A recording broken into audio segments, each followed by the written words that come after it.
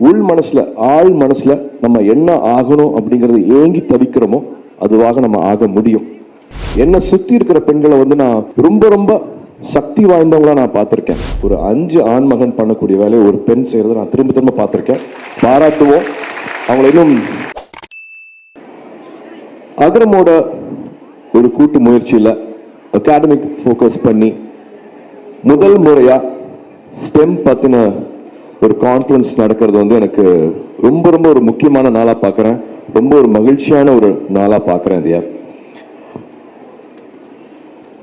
அகரம் ஆரம்பிச்சு ஒரு 15 வருஷத்துல இது வரைக்கும் ஒரு 6000 கிட்டத்தட்ட ஒரு 6000 கிட்ட மாணவ மாணவிகள் படிச்சு முடிச்சிருக்காங்க, படிச்சுட்டு இருக்காங்க. அதுல 70% பேர் 70% 70% பேர் என் தங்கைகள். 70% should be girls அப்படிங்கிறது வந்து வருஷம் அது ஒரு ரூலா பண்ணிட்டு இருக்கு ஒரு 15 வருஷத்துக்கு மேலேயே. ஸோ அகரம் குழுவா வந்து அவங்களுக்கு அடுத்தது என்ன பண்ணலாம், அகாடமிக் சம்பந்தமா வந்து அவங்களுக்கு என்ன தேவைகள் இருக்கு, எங்க கேப்ஸ் இருக்கு, என்ன விஷயங்கள் பண்ணலாம் அப்படின்னு குழுவா யோசிக்கும் போது வந்து we realized STEM சம்பந்தமான படிப்புலையும் துறையிலையும் அவங்களோட பங்களிப்பு வந்து குறைய இருக்கு. கிட்டத்தட்ட ஒரு 30% தான் இருக்கு அப்படிங்கிறது வந்து we realized. STEMங்கிறது வந்து சயின்ஸ், டெக்னாலஜி, இன்ஜினியரிங், மேத். என்னடா ஒரு பிகாம் முடிச்சுட்டு இதெல்லாம் சொல்றேன்னு பார்க்காதீங்க, கொஞ்சம் ரிசர்ச் பண்ணிட்டு வந்ததுனால சொல்றேன். ஸோ இது நம்ம ஊர்ல மட்டும்தானா, இது நம்ம குழந்தைங்களுக்கு மட்டும்தானா, நம்ம சமுதாயத்துல மட்டும்தான் அப்படி இருக்கா? ஏன்னா நான் ஒரு அப்பாவா வீட்டில் பார்க்குறேன். நான் என் தங்கச்சிக்கு நடக்கிறது, என் மனைவிக்கு நடக்கிறது, என் குழந்தைக்கு, என் பொண்ணுக்கு, என் பையனுக்கும் நான் எனக்கு தெரியாமே பண்ற சின்ன சின்ன வித்தியாசங்கள் தான் காரணமா, அவங்கள வளர்க்குற விதம் காரணமா அப்படின்னு பார்க்கும்போது இல்லை அப்படின்னு ஒரு ரிசர்ச் சொல்லுது. உலகம் பூராவே இன்ஜினியரிங் சம்மந்தப்பட்டது, இனோவேஷன் சம்மந்தப்பட்டதுல வந்து பெண்களோட பங்களிப்பு வந்து 30% குறைவா தான் இருக்கு அப்படிங்கறத வந்து ரிசர்ச் சொல்லுது.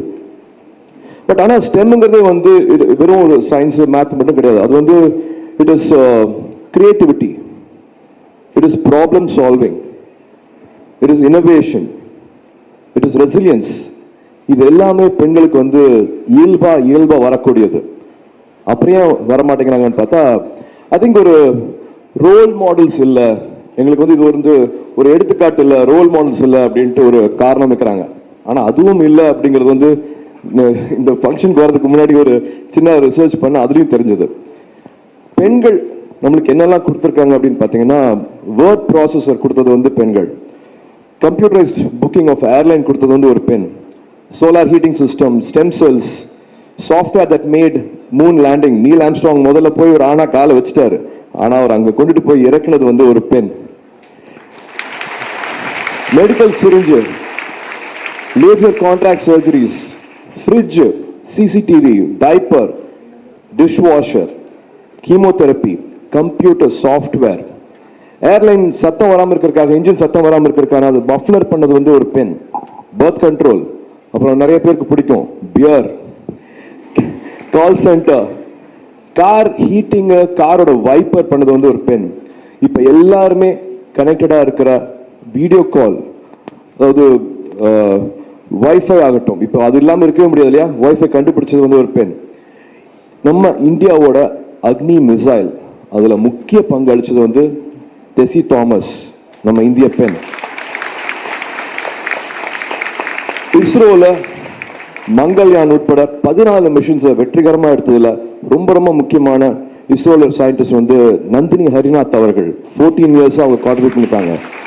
ஸோ பெண்களோட பங்களிப்பு வந்து ஏகப்பட்டது இருக்குது. வழக்கம் போல எல்லா இடத்துலையுமே வந்து கவனிக்கப்படுற, பாராட்டப்படுற, இல்லாட்டி பேசப்படுற வந்து ஆண்களாவே மட்டும்தான் இருந்திருக்குது. என்ன சுத்தி இருக்கிற பெண்களை வந்து நான் ரொம்ப ரொம்ப சக்தி வாய்ந்தவங்களா நான் பார்த்திருக்கேன். அது எல்லா இடத்துலையுமே நான் பொருந்தும். என்னை சுத்தி இருக்கிறேன்னா என் வீட்டில இருந்து நான் இப்போ அகரம் ஒரு 6000 குழந்தைங்க இருக்காங்கன்னா வந்து அதுல முக்காவாசி பேர் அகரம் நடத்துறது வந்து பெண்கள். அதுல இன்னொரு முக்கியமான தாய்னா ஜெயஸ்ரீ சொல்வேன். So I really believe in women power. I believe உங்களால முடியாதது ஒண்ணுமே இல்லை அப்படிங்கறத வந்து நான் முழுமையா நம்புறது. ஏன்னா நான் 75ல் பிறந்தேன். அப்ப இருந்து அப்பா வந்து 12th ஸ்டாண்டர்ட் மார்க்ஸ்க்கு வந்து யார் வந்து அதிகமாக மார்க் வாங்கணும் அவங்களுக்கு வந்து பரிசு கொடுத்துட்டு இருக்காங்க. 48 வருஷம் ஆக போகுது. இப்போ வரைக்கும் அதிகமா பாஸ் ஆகிறது வந்து பெண்கள், அதிகமா வந்து காலேஜ் படிப்பை முடிக்கிறதும் வந்து பெண்கள். அப்புறம் எங்க அந்த ட்ரீம் கேப் வருது? இது வந்து ஒரு சைலண்ட் கொஸ்டினாவே தான் எப்பவுமே போயிட்டு இருக்கு, ஒரு $1 மில்லியன் கொஸ்டினா போயிட்டு இருக்கு. நிறைய மார்க் வாங்குறதும் பெண்கள், நிறைய படிச்சு முடிக்கிறதும் பெண்கள். அதுக்கப்புறமா என்ன ஆகிறாங்க அப்படின்னா, அப்கோர்ஸ் நம்மளோட சமுதாயம் வந்து அதை பல விஷயங்கள் கொடுக்குது. வந்து அவங்களால தொடர்ந்து வேலை செய்ய முடியாது, குழந்தை பிறந்துடும், அவங்கள நம்ப முடியாது, வேலைக்கு வந்துட மாட்டாங்க, ஒரு பொறுப்பு எடுத்தாங்கன்னா முடிக்க முடியாம போயிடும் அப்படிங்கிற பல ஒரு கிளாஸ் சீலிங் இருக்கு, ஒரு கிளாஸ் வால் இருக்கு. பட் அதை எல்லாமே தகர்த்துட்டு நம்ம வந்துட்டு இருக்கோம். உடல் வலிமையை வச்சுதான் வந்து ஜெயிக்க முடியும் அப்படின்னு நினைச்சிருக்கிற ஸ்போர்ட்ஸ்லயும் இந்தியாவை எங்கேயோ கொண்டுட்டு போறது வந்து பெண்கள் மட்டும்தான். அது எல்லா துறையிலுமே ஆகட்டும். ஸோ ஒரு செரிபல் ஈக்குவாலிட்டி இருக்கிறது, படிச்சா மட்டுமே போதும், பெரிய மாற்றத்தை எடுத்துட்டு வர முடியும் அப்படிங்கிறது வந்து ஒரு ஹார்வர்ட் சர்வே சொல்லுது. ஸோ விமன் இன்ஜினியர் மென் இன்ஜினியர் ரெண்டு பேருமே வச்சுட்டு ஒரு சர்வே பண்ணதில்ல, மக்களுக்கான தேவை, யதார்த்தமான உண்மையான தேவைகளை வந்து பூர்த்தி செய்யறது வந்து பெண்களால மட்டும்தான் முடியும் அப்படிங்கறது வந்து ஒரு ஹார்வர்ட் சர்வே சொல்லுது. ஸோ இப்போ பார்த்துக்கிற ப்ராடக்ட்லையும் வந்து வெறும் வணிக ரீதியா மட்டும் இல்லாம, லாபம் சம்பாதிக்கிறது மட்டும் இல்லாம, மக்களுக்கான உண்மையான தேவைகளை எடுத்துட்டு வர்றது வந்து உங்களால மட்டும்தான் முடியும். ஸோ அதுக்காக தான் இந்த கான்ஃபரன்ஸ், இந்த ஸ்டெம் கான்ஃபரன்ஸ்ல வந்து பல உரையாடல்கள் நடக்கும். நிறைய அகாடமிஷியன்ஸ் வந்திருக்காங்க. எல்லா டிபேட்டும் வைங்க, என்னென்ன பிரச்சனைகள் இருக்கு அப்படின்னு சொல்லுங்க. அதை எப்படி முன்னெடுத்துட்டு போறது, அதை எப்படி எக்ஸிக்யூட் பண்றாங்க வரைக்கும் வந்து அழகான டிபேட்ஸ் நடக்க போகுது. இன்னைக்கும் நாளைக்கும் வந்து மேக் திஸ் யோர் டே. உள் மனசுல, ஆள் மனசுல நம்ம என்ன ஆகணும் அப்படிங்கறது ஏங்கி தவிக்கிறோமோ அதுவாக நம்ம ஆக முடியும். எந்த காரணங்கள் சுத்தி இருந்தாலும் அதை எல்லாத்தையும் உடைச்சிட்டு நீங்க ஒண்ணு முடிவு பண்ணிட்டீங்கன்னா நீங்க அது ஆக முடியும். மெட்ராஸ்ல தான் பிறந்து வளர்ந்தாங்க இந்திரா நோய். அவங்களோட புக் இருக்கு, அவங்கள படிங்க. நம்மளோட சமுதாயத்தை பத்தி, அவங்களோட குடும்பத்தை பத்தி, எப்படி அவங்க வந்து தொழில் வந்து சக்சஸ்ஃபுல்லாங்க. சார் பெப்சிங்கிற கம்பெனி வந்து ஏற்கனவே பல ஆயிரம் கோடி சம்பாதிச்சுட்டு இருக்கிற கம்பெனி. ஆனா அவங்க போனதுக்கு அப்புறமா அதை 2 மடங்கு ஆக்குனாங்க. அவங்களுக்கும் இதே சமுதாயம் பிரச்சனை இருந்தது, இதே குழந்தை, இதே ஹஸ்பண்ட், அத்தனையும் மாத்தி காமிச்சாங்க. மை லைஃப் இன் ஃபுல் அப்படிங்கிறது பேர் அந்த புக்கு பேரு. தயவு செஞ்சு வாங்கி படிங்க. ரொம்ப எனக்கு நடந்துட்டு இருக்கிறது அவங்களுக்கும் நடந்துட்டு இருக்கு அப்படிங்கிற மாதிரி ஆச்சரியமா பார்க்குற பல விஷயங்கள் அந்த புக்ல இருக்கும். அதை நிச்சயமா உங்களுக்கு உதவி பண்ணும் அப்படின்னு நினைக்கிறேன். So make this your day. இது வந்து உங்களோட நாளா இருக்கட்டும். Make the best use of this. இருக்கிற அத்தனை ப்ரொஃபசர்ஸ், அகாடமிஷியன்ஸ் உங்களுக்காக வந்திருக்காங்க, உங்களுக்காக நேரம் செலவு பண்ண போறாங்க. இதுல ஜெயிச்சவங்க வந்து உங்களுக்கு வழிகாட்ட போறாங்க. ஸோ இதுக்கு ரொம்ப ரொம்ப முக்கியமான காரணமாகிற விஜய் அசோகன் சார் அவர்களுக்கும், அண்ணா யூனிவர்சிட்டி இருக்கிற அத்தனை ப்ரொஃபசர்ஸ்க்கும், அத்தனை ஸ்டாஃப்ஸ்க்கும், மதிப்புக்குரிய வைஸ் சான்சலர் அவர்களுக்கும், ரெஜிஸ்ட்ரார் அவர்களுக்கும், இதெல்லாம் பண்ணி கொடுத்த அகரம் வாலண்டியர்ஸ்க்கும் மனமார்ந்த நன்றிகளை தெரிவிச்சுக்கிறேன். இது வெறும் ஆரம்பம் மட்டுமே, இது வெறும் ஆரம்பம் மட்டுமே. நீங்க என்ன ஆகணும்னு ஏங்கி தவிக்கிறீங்களோ அதுவாக ஆக முடியும்.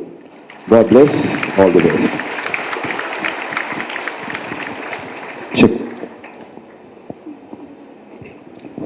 குறிப்பா பத்திரிகை நண்பர்கள் எல்லாருக்கும் வணக்கம். அண்ட் இதை போய் தயவு செஞ்சு ஷேர் பண்ணுங்க. பெண்களுக்கு எப்பவுமே ஒரு ஆண் உழைக்கிறத விட ஒரு 50% எக்ஸ்ட்ரா ஒரு பெண் உழைச்சா மட்டுமே தான் அவங்களுக்கு அந்த அடையாளம், அங்கீகாரம் கிடைக்குது. ஆனா நிச்சயமாக ஒரு பெண், இதுல விதிவிலக்கு இருக்கலாம், ஒரு பெண்ணால ஒரு 5 ஆண் மகன் பண்ணக்கூடிய வேலையை ஒரு பெண் செய்யறதை நான் திரும்ப பார்த்திருக்கேன். பாராட்டுவோம். அவங்களை இன்னும் வேலை கொண்டுட்டு போறதுக்கு எல்லாரும் சேர்ந்து உழைப்போம். ரொம்ப நன்றி. இந்த நிகழ்ச்சியில வந்து நீங்க வந்து துவக்கத்துல வந்து ஆரம்பிச்சிருக்கிறது வந்து இங்க இருக்கக்கூடிய அனைத்து தங்கைகளுக்கும் வந்து கண்டிப்பா இன்னும் உத்வேகம் அதிகமாக இருக்கும். ஏன்னா அவங்களுக்கு நிறைய பேருக்கு தெரியணும், ஆக்சுவலா இந்த எம்பவர் கான்க்ளேவ் பண்ணும்போது யாரோ 4-5 ப்ரொஃபசர்ஸ் சேர்ந்து செய்யறாங்க அப்படிங்கிறது மட்டும் இல்லை, அதுக்கு பின்னாடி நீங்களும் வந்து அதை மகிழ்ச்சியா உத்வேகத்தோட கொண்டு போயிட்டு இருக்கீங்க. இப்படியெல்லாம் வந்தா தான் அண்ணா யூனிவர்சிட்டியில வர முடியும். இல்லைண்ணே, நம்மளாம் லயலால படிக்கும்போது கல்ச்சுரல்ஸ்க்கு வருவோம்ல. ஸோ இந்த மேடை வந்து கல்லூரி காலங்களில் கல்ச்சுரல்ஸ்க்கு வந்திருப்போம். பட் இந்த மாதிரி கான்க்ளேவுக்கு உள்ளே வர்றது, ரெஜிஸ்டர் பண்ணி வர மாதிரி நம்ம உள்ளே வர்றது, ஒரு ஸ்டேஜில் வர்றது ரொம்ப பெரிய விஷயம். ஸோ இந்த நிகழ்ச்சியை இனிதே நமக்கு வந்து துவங்கி அவருடைய ஒரு ஸ்பெஷலான ஒரு மென்ஷன் இன்னைக்கு வந்து ஏன் எம்பவர் அப்படிங்கிறத ரொம்ப அழுத்தமாக சொல்லியிருக்காரு நமது அண்ணன் சூர்யா அவர்களுக்கு மிகப்பெரிய நன்றியை தெரிவிச்சுக்கிறோம். இந்த 2 நாளுடைய முடிவு இங்கே எத்தனை பேர் என்னவா ஆறாங்கன்றதை இன்னும் சில ஆண்டுகளில் நீங்கள் பார்ப்பீங்க. இங்கே இருக்கக்கூடிய இதே மாதிரி ஒரு கான்க்ளேவ்ல இந்த தங்கைகள் சிறப்பு விருந்தினராகவும் சயின்டிஸ்டாகவும் வந்து உட்காருவாங்க அப்படிங்கிறது கண்டிப்பாக நாங்கள் இன்னைக்கு பதிவு பண்ணுறோம். ரொம்ப நன்றி.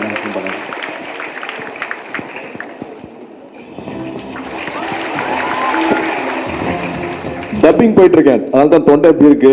அங்க வெயிட் பண்ணிட்டு இருக்காங்க கங்குவாக்காக. ஆல்மோஸ்ட் படம் முடிஞ்சிருச்சு. So I have to leave now. அதனால உங்கள்கிட்ட இருந்து விடைபெற்றுக்கிறேன். தேங்க்யூ. தேங்க்யூ.